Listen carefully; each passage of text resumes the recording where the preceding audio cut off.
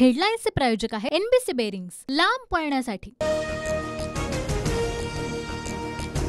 पुणे अपघात प्रकरणामध्ये ब्लड रिपोर्टमध्येही फेरफार झाल्याचं उघड। ससून रुग्णालयातील अजय तावरे आणि श्रीहरी हरलोर यांना गुन्हे शाखेकडून अटक। 2 पोलीस अधिकारीही निलंबित।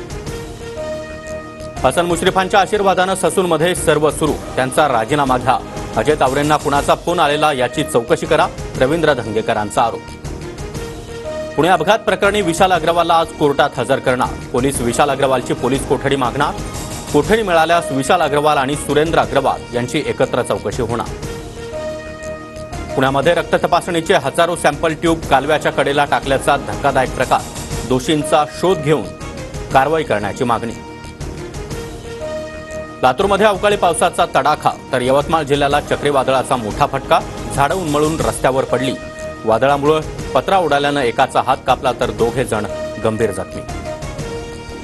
राज्यातील 7 जिल्ह्यांमध्ये अवकाळी पावसाचं थैमान। झाडं आणि विजेचे खांब पडल्यानं बुलढाण्यातील 5ही तालुके अंधारात, तर यवतमाळमध्ये घरांसह पिकांचं नुकसान।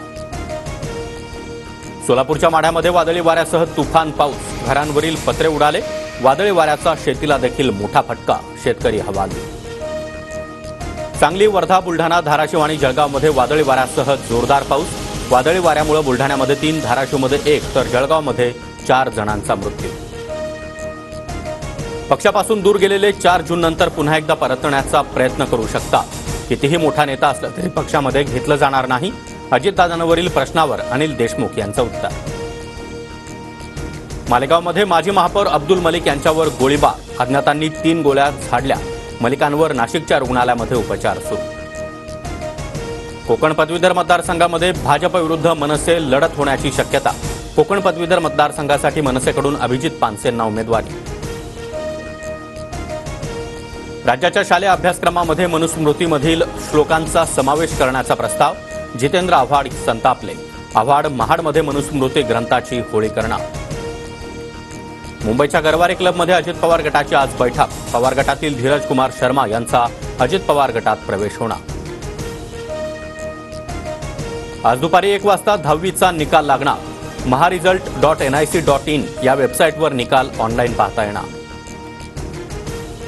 कोलकाता नाईट रायडर्सनं 3ऱ्यांदा कोरलं आयपीएलच्या ट्रॉफीवर नाव। सनरायझर्स हैदराबादला धूळ चारत ट्रॉफीवर नाव कोरलं। हैदराबादचा 8 गडी राखून उडवला धुव्वा। हेडलाईन्सचे प्रायोजक आहे एनबीसी बेरिंग्स, लांब पळण्यासाठी।